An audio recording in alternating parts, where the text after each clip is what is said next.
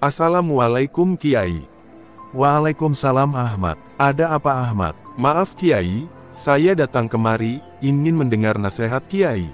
Nasihat apa yang akan Kiai sampaikan kali ini? Baik, nasihat kali ini tentang wahdatul syuhud, wahdatul wujud, dan wahdatul ma'bud. Sambil mendengarkan, jangan lupa zikir Allah di dalam hati. Baik Kiai. Wahdatul wujud, atau tauhid wujudi adalah kefahaman yang membentuk kepercayaan bahwa yang ada hanya satu wujud, yaitu wujud Tuhan, dan yang selain Tuhan tidak wujud. Segala kewujudan yang selain Tuhan merupakan penzahiran, dan aspek-aspek ketuhanan atau wajah-wajah wujud yang esa itu. Dalam doktrin wahdatul wujud, wujud Tuhan dikatakan bersamaan dengan wujud alam. Apa yang disaksikan dan dipandang adalah alam pada satu aspek, dan juga Tuhan pada aspek yang lain. Alam dikatakan Tuhan dalam bentuk penzahiran. Alam dikatakan satu dengan Tuhan dalam keadaan ada perbedaan pada kenyataan, tetapi sama pada hakikat. Alam adalah Tuhan yang menyata dalam bentuk yang Dia kehendaki. Wahdatul ma'bud adalah kepercayaan terhadap keesaan Allah Subhanahu wa Ta'ala, seperti yang dinyatakan oleh surah Al-Ikhlas. Katakanlah, wahai Muhammad, Tuhanku ialah Allah yang Maha Esa. Allah yang menjadi tumpuan sekalian makhluk, untuk memohon sembarang hajat. Ia tidak beranak, dan Ia tidak diperanakan. Dan tidak ada sesiapapun yang setara dengannya. Ayat 1-4, Surah Al-Ikhlas. Dalam faham wahdatul ma'bud, kepercayaan kepada keesaan Tuhan, tidak memerlukan kepada penafian terhadap kewujudan makhluk, dan juga wujud makhluk tidak disamakan sedikit pun dengan wujud Tuhan. Iman kepada Tuhan didasarkan kepada tiada sesuatu pun yang sebanding dengannya. Tuhan adalah berlainan dan berbeda dengan makhluk. Alam bukan satu dengan Tuhan. Wujud Tuhan adalah hakiki atau benar. Wujud alam pula, jika dibandingkan dengan wujud Tuhan, adalah khayalan, fata morgana, tidak sebenarnya ada. Wujud alam dikatakan tidak berhakikat, karena tidak menetap dan berubah. Sekarang ada, besok bisa sudah musnah atau tak ada lagi. Karena itu wujud alam tidak berhakikat, sementara wujud Tuhan adalah hakiki. Mengatakan alam sebagai penzahiran Tuhan adalah tidak benar sama sekali. Wujud yang tidak berhakikat adalah berbeda, berlainan dan tidak boleh disamakan dengan wujud hakiki. Dalam soal wujud Tuhan dan wujud makhluk, kekeliruan timbul karena istilah wujud itu sendiri. Bila dikatakan Tuhan wujud dan makhluk juga wujud, maka terdapat sesuatu persamaan pada kedua-dua jenis wujud tersebut. Istilah tersebut bisa menimbulkan anggapan atau khayalan bahwa kedua-duanya ada persamaan atau perkaitan. Sebenarnya jika istilah wujud digunakan untuk menceritakan tentang keadaan makhluk yang ada, lebih baik jika istilah lain digunakan untuk menceritakan keadaan Tuhan yang ada. Tetapi dalam kamus manusia, tidak ada istilah yang boleh menceritakan keadaan yang ada, tetapi tidak bersamaan dengan adanya segala yang ada, dan adanya Dia tidak disertai oleh segala yang ada. Karenanya demikian, perkataan wujud juga digunakan untuk menceritakan tentang adanya Tuhan. Begitu juga halnya, dalam menceritakan sifat-sifat Tuhan. Istilah-istilah seperti mendengar, melihat, berkata-kata, hidup, berkehendak, mengetahui dan berkuasa, digunakan bagi menceritakan keadaan Tuhan. Walaupun istilah yang serupa digunakan dalam menceritakan tentang Tuhan dan makhluk, tetapi jika menganggapkan sifat Tuhan sama dengan makhluk, maka anggapan yang demikian membawa kepada kekufuran. Tuhan menciptakan makhluk dari tidak ada, walaupun makhluk menjadi ada setelah diciptakan, namun hakikat tetap tidak ada. Zat makhluk adalah Adam tidak ada, walaupun sifat berubah, namun zat tidak berubah. Kayu yang dijadikan almari, kursi, pintu dan sebagainya adalah tetap kayu pada zatnya, sekalipun sifat sudah berbentuk macam benda, emas yang dijadikan anting, kalung, gelang, tetap emas dalam zatnya, walau sudah berubah menjadi banyak bentuk. Adam yang tidak ada tetap Adam walaupun sudah menjadi ada. Kewujudan berjuta-juta Adam yang tidak ada, tidak akan mengubah status Tuhan yang Maha Esa. Tuhan tetap esa, walaupun Dia membuat makhluk menjadi ada, karena pada sisi Tuhan, makhluk tidak mempunyai hakikat wujud. Bagaimana ini mungkin terjadi? Ia menjadi mungkin, karena Tuhan membuatnya menjadi mungkin, dan kewujudan demikian, dinamakan wujud yang mungkin, mungkinul wujud. Hanya Tuhan yang berkuasa, mengadakan yang mungkin itu, dan yang asalnya tidak mungkin menjadi mungkin. Sebab itulah, dakwaan bahwa dirinya adalah Tuhan memang benar. Yang boleh berbuat demikian hanyalah Tuhan. Yang selain Tuhan tidak ada kuasa untuk melakukannya. Semua pencipta-pencipta selain Tuhan, apabila membuat sesuatu ciptaan, mereka akan berkongsi ruang dengan ciptaan mereka, dan bilangan juga menjadi bertambah. Hanya Allah Subhanahu wa Ta'ala yang berkuasa menciptakan makhluk, tanpa mengubah status wujudnya yang esa.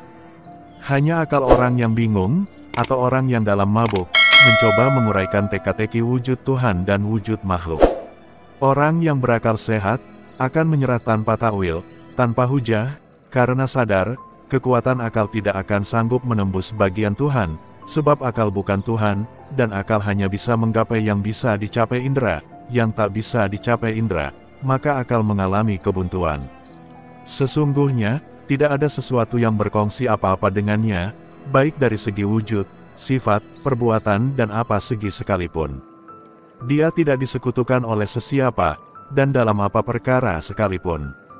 Oleh karena pada hakikat, dia tidak bersekutu dengan sesuatu, maka mempersekutukannya dengan sesuatu, menjadi kesalahan yang paling besar yang tidak dia maafkan.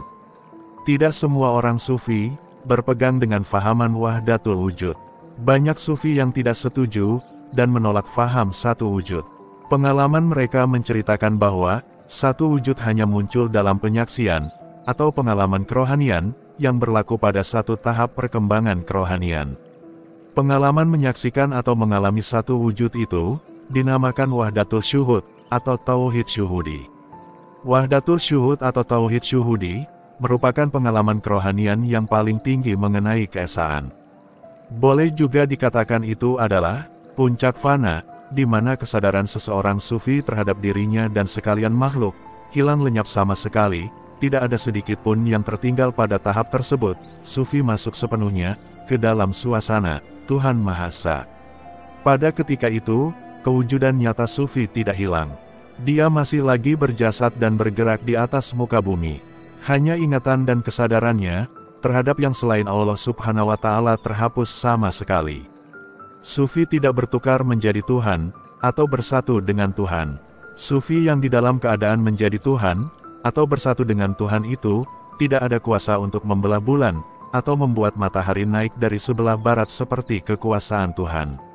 Apa yang berlaku kepada sufi hanyalah pengalaman rasa, ingat hanya pengalaman rasa, seperti seseorang yang sedang kasmaran, dunia ini menurutnya, diciptakan hanya untuk mereka berdua, yang lain ngontrak, apa saja dilihat adalah wajah sang kekasih, kemana mata diarahkan, semua yang terlihat, hanya kekasihnya saja, aslinya ya tidak, alam tetap alam, di jalan yang lewat ya banyak mobil.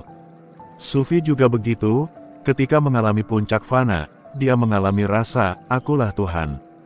Aku esa, tiada sesuatu beserta aku. Peringkat pengalaman keesaan yang paling tinggi ini berlaku dalam sholat. Apa yang dirasakan pada ketika itu adalah, sholat adalah puji-pujian Allah terhadap dirinya sendiri. Dia yang memuji dirinya. Dia yang berkata-kata. Dia yang mendengar. Pengalaman yang demikian, merupakan saat yang paling lezat dirasakan oleh seorang sufi. Setiap patah ucapan dalam sholat itu sangat mengasyikkan, sangat indah dan sangat merdu. Ketika mengalami suasana keesaan Tuhan itu, bukanlah bermakna sufi sudah menjadi Tuhan, atau bersatu dengan Tuhan. Ia adalah satu suasana yang Tuhan gubah bagi memperkenalkan keesaannya. Orang yang memasuki suasana tersebut akan kenal, faham, dan mengerti maksud Tuhan Maha Esa. Pengalaman yang demikian, terjadi tatkala sufi hilang ingatan dan kesadaran, kepada segala perkara kecuali Allah Subhanahu wa Ta'ala. Apabila ingatan dan kesadarannya kembali semula, pengalaman tentang keesaan Allah Subhanahu wa Ta'ala itu, tidak hilang, tidak seperti orang gila, yang melupai segala pengalaman gilanya, tatkala dia sadar kembali. Pengalaman hati membawa sufi bermakrifat dengan keesaan Tuhan. Apa yang diketahui oleh orang lain secara ilmiah, dalil dan bukti, dialami sendiri oleh sufi. Pengalaman keesaan yang dialami oleh hati itulah, yang dinamakan wahdatul syuhud. Sufi yang mengalami wahdatul syuhud, berpecah kepada dua golongan. Golongan yang pertama, memahami apa yang dialami itulah kebenaran yang sejati. Kebenaran yang paling tinggi, hati telah mengalami satu wujud, maka tentu sekali satu wujudlah yang benar. Berdasarkan penyaksian, atau pengalaman hati mengenai satu wujud itulah, terbentuk faham wahdatul wujud. Yang wujud hanyalah Tuhan, penzahiran Tuhan atau wajah-wajah Tuhan. Alam dan makhluk adalah bentuk lahir yang dengannya Tuhan menyatakan wujudnya. Alam dan makhluk, jika dipandang dari satu segi adalah Tuhan, dan jika dipandang dari segi yang lain adalah makhluk. Begitulah fahaman wahdatul wujud, yang dibuat sebagai terjemahan, kepada pengalaman wahdatul syuhud.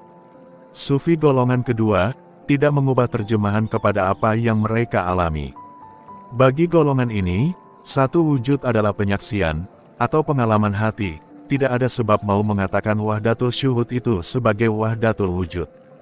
Golongan ini memahami bahwa, menyaksikan keesaan Tuhan, bukan bermakna menjadi Tuhan, atau bersatu dengan Tuhan. Memasuki suasana keesaan Tuhan yang Tuhan gubah, bukan bermakna masuk kepada Tuhan. Tuhan tidak dikandung oleh masa, zaman atau ruang. Tidak ada satu perbatasan di mana bertempat Tuhan yang Maha Esa. Tidak ada sesuatu apapun yang boleh sampai kepada zat Tuhan. Walaupun keesaan Tuhan dikenali dan dialami, ia tidak mengubah bangunan alam maya dan tidak mengubah ketuhanan Allah Subhanahu wa Ta'ala. Orang lelaki yang bermimpi menjadi perempuan tidaklah benar-benar bertukar menjadi perempuan. Tetapi pengalaman menjadi perempuan di dalam mimpi itu membuatnya mengenali perempuan dengan mendalam, tahu daya rasa dan cita rasa perempuan dan sebagainya. Pengetahuan yang didapati secara pengalaman mengisahkan dan meyakinkan pengetahuan yang diketahui secara pembelajaran dan dalil. Pengalaman menjadi perempuan dalam mimpi, dikatakan pengalaman hakikat yaitu, lelaki berkenaan mengalami hakikat keperempuanan, melalui cara bermimpi. Lelaki tersebut mengenali perempuan secara sempurna. Sufi mengalami hakikat ketuhanan, termasuklah hakikat keesaan Tuhan. Sufi berkenaan masuk ke dalam suasana hakikat dan makrifat, bukan masuk ke dalam Tuhan. Hakikat dan makrifat adalah suasana yang Tuhan gubah, bagi memperkenalkan dirinya kepada sesiapa yang Dia kehendaki berbuat demikian. Seseorang hamba yang menetap dalam makam kehambaan, apabila diperkenalkan sifat Al-Aziz, akan kecutlah hatinya, menggigil tubuhnya, pucat mukanya, hingga dia jatuh pingsan. Setelah sadar dari pingsannya, dia kenal maksud Al-Aziz. Pengenalan secara mengalami itu, lebih berkesan dan meyakinkan, daripada perkenalan secara ilmiah. Makrifat melalui pengalaman hakikat itu, melahirkan ungkapan seperti, aku kenal Tuhanku melalui Tuhanku, aku melihat Tuhanku tanpa rupa, tanpa bentuk, tanpa warna, tanpa cahaya, aku kenal Tuhanku tanpa sesuatu pengenalan. Banyak lagi ungkapan yang seumpamanya. Sufi yang mengalami wahdatul syuhud, tetapi menolak fahaman wahdatul wujud, berpegang kepada fahaman wahdatul ma'bud yaitu, kepercayaan kepada keesaan Tuhan, tanpa menafikan kewujudan makhluk ciptaan Tuhan. Sufi golongan ini, mengakui bahwa wujud makhluk, memang tidak berhakikat, tetapi oleh karena makhluk diciptakan Tuhan, maka makhluk mempunyai kewujudan yang teguh, stabil. Tetap, kekal mempunyai tindak balas dan sebagainya, bukan seperti wujud khayali yang dibuat oleh orang yang rabun matanya. Jadi, wahdatul syuhud yang membawa sebagian sufi pada wahdatul wujud itu juga yang menetapkan sufi pada wahdatul ma'bud. Sufi yang tidak terbalik pandangan karena pengalaman wahdatul syuhud adalah, yang ditetapkan pada makam kehambaan, sekalipun menempuh gelombang alam misal, alam bayangan, cahaya dan warna. Apa saja yang muncul dinafikannya dengan kalimah, dengan membawa maksud. Tiada Tuhan melainkan Allah. Kalimah tauhid yang menetapkan sebagian sufi pada makam kehambaan itu, boleh juga digunakan untuk mencabut kehambaan apabila, maksud kalimah tersebut diubah kepada, tiada yang maujud melainkan Allah. Renungan yang mendalam, dan disertakan dengan ucapan yang berulang-ulang, bertindak sebagai memukau diri sendiri, sehingga terpahat keyakinan dalam jiwa, bahwa hanya wujud Tuhan yang ada. Orang yang memperoleh faham wahdatul wujud secara renungan demikian, tidak mengalami wahdatul syuhud, tidak ada pengalaman hakikat, tidak mengalami hal-hal ketuhanan, karena mereka belum lagi sampai kepada tahap kesadaran hati atau kalbu. Hal ketuhanan hanya dialami oleh orang yang sampai kepada tahap kesadaran hati. Wahdatul wujud yang diperolehi secara tafakur itu menjadi pegangan orang yang berada pada tahap ilmu, tetapi ilmu bayang, bukan ilmu yang sebenarnya ilmu. Ada juga sufi yang memulakan perjalanan tanpa membawa atau mengetahui fahaman wahdatul wujud. Sufi ini sangat kuat dikuasai oleh kecintaan kepada Allah Subhanahu wa Ta'ala, dan tarikan kepada Tuhan yang kuat itulah menemukannya dengan kepercayaan wahdatul wujud. Kecintaan kepada Tuhan menjadi sangat berpengaruh dan menimbulkan keasyikan apabila sampai kepada tahap kesadaran hati, sama ada dia sampai kepada tahap melalui cara suluk, ataupun dengan rahmat Tuhan dia menjadi majsub. Kecintaan yang membara, mengasyikkan, dicampur dengan kerinduan yang mendalam, menyebabkan sufi itu hanya menyaksikan satu wujud saja, yaitu wujud Tuhan, sementara yang lain terhapus dari pandangannya. Oleh karena dia tidak menyaksikan yang lain, maka dia tidak mengakui kewujudan yang lain. Fahaman yang terbentuk itu adalah hasil dari zauq, atau pengalaman rasa yang bebas dari khayalan. Jika sufi itu menetap pada makam kalbu, dan dia kembali kepada dunia dalam keadaan demikian, maka dia akan melihat wajah kekasihnya pada apa jua yang dia pandang. Segala sesuatu menjadi cermin yang membalikkan wajah kekasihnya. Sebagian sufi, dengan rahmat Tuhan, dapat melepas makam kalbu, dan diberi suasana yang lebih baik, yaitu menghadap kepada Tuhan yang menguasai kalbu. Sufi yang sudah keluar dari tahap kesadaran kalbu, tidak lagi dikuasai oleh kecintaan yang mengasyikkan, yang mabuk. Kecintaannya sudah kembali rasional. Kecintaan rasional mengecilkan faham dan kepercayaan kepada wahdatul wujud. Lama-kelamaan, fahaman dan kepercayaan yang demikian hilang terus dari hati sufi. Dari golongan sufi yang telah membuang fahaman dan kepercayaan wahdatul wujud, ada yang mengecam doktrin tersebut. Sufi yang lain tidak membuat kecaman atau ulasan. Mereka bersimpati dengan sahabat-sahabat mereka yang masih terikat pada makam kalbu dan berpegang kepada fahaman wahdatul wujud, bukan dengan kehendak mereka sendiri, tetapi pengalaman kerohanian yang menguasai mereka, menyebabkan mereka menjadi demikian. Mereka dikuasai oleh hal atau zauq, yang menyebabkan mereka tidak berdaya untuk memandang ke arah lain. Bermukim pada makam kalbu, mengalami berbagai hal ketuhanan, memasuki suasana bersatu dengan Tuhan, adalah pengalaman yang mengasyikkan. Hati merasakan kenikmatan dan kelezatan. Lantaran itu, ada sufi yang enggan keluar dari makam tersebut. Apabila kesadaran diri datang kepada mereka, mereka akan kembali membuat latihan untuk menghapuskan kesadaran tersebut.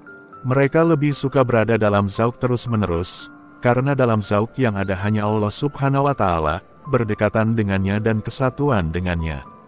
Mereka percaya kebenaran hakiki adalah kefanaan dan penafian diri. Dari kalangan mereka, muncul ungkapan seperti, "Aku mau sampai kepada Adam hakiki, ketiadaan yang sebenar-benarnya, dan tidak kembali lagi kepada wujud." Golongan ini selalu bekerja keras melatih diri dengan cara yang payah, beramal dengan cara yang sukar dan membebankan, supaya mereka bisa berada dalam suasana penghapusan diri yang terus-menerus. Mereka tidak mempunyai masa untuk istirahat. Beban pengalaman yang berat itu mendorong mereka pada satu-satu kegiatan menurut kecenderungan dan bakat masing-masing, sebagai mengalihkan mereka dari beban pengalaman mereka yang berat itu. Ada di antara mereka mencurahkan perasaan kepada alam semula jadi. Ada yang mendapat keringanan melalui tarian dan nyanyian. Ada yang berpegang kepada fahaman satu wujud, dan menyaksikan satu wujud dalam yang banyak. Semua itu merupakan rahmat dari Tuhan, agar mereka mampu bertahan dalam beban pengalaman mereka, dan dengan demikian mereka memperoleh sedikit istirahat. Kumpulan sufi yang maju ke depan, meninggalkan makam kalbu, memperoleh hubungan dengan Tuhan yang membawa mereka beriktikat bahwa Tuhan berdiri dengan sendiri dan tidak menyerupai sesuatu.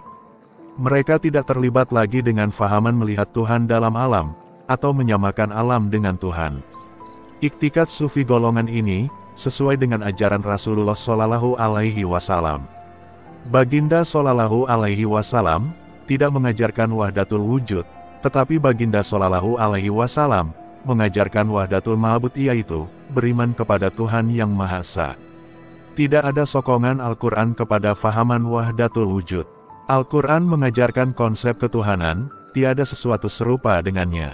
Rasulullah Shallallahu Alaihi Wasallam mengajarkan supaya menafikan Tuhan-Tuhan palsu yang terdiri dari anasir-anasir alam dan manusia, termasuklah diri sendiri sama ada yang lahir atau yang batin.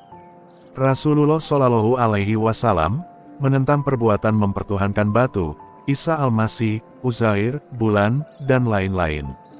Rasulullah mengatakan, konsep ketuhanan yang demikian adalah syirik, dan dosanya tidak diampun oleh Allah Subhanahu wa Ta'ala. Rasulullah Shallallahu Alaihi Wasallam juga mengajarkan perbedaan di antara hamba dengan Tuhan. Kebenaran sejati yang diajarkan oleh Rasulullah Shallallahu Alaihi Wasallam yaitu, manusia adalah hamba ciptaan Tuhan, bukan penzahiran Tuhan. Kesatuan wujud tidak diajarkan oleh Rasulullah Shallallahu Alaihi Wasallam. Pada zaman para sahabat Rasulullah Shallallahu Alaihi Wasallam, fahaman wahdatul wujud tidak wujud, malah bayangannya pun tidak ada. Fahaman yang demikian hanya muncul pada zaman yang akhir-akhir ini. Sufi yang telah menyelesaikan semua peringkat perjalanan kerohanian dan mencapai peringkat tertinggi kewalian akan memperoleh keyakinan yang sama dengan pegangan ulama yang memperolehnya melalui kitab dan akal. Apa yang ulama putuskan secara mentalok kitab dan menggunakan akal diperoleh oleh sufi melalui kasyaf atau terbukanya hijab penutup antara sufi dengan Allah. Nah, itulah penjelasan tentang wahdatul syuhud, wahdatul wujud dan wahdatul ma'bud. Semoga bisa dipahami. Baik Kiai, terima kasih atas penjelasannya tentang wahdatul syuhud, wahdatul wujud dan wahdatul ma'bud. Semoga ini bisa menjadi pelajaran bagi kami. Semoga kita semua bisa mengambil hikmah dan manfaat dari nasihat ini. Amin.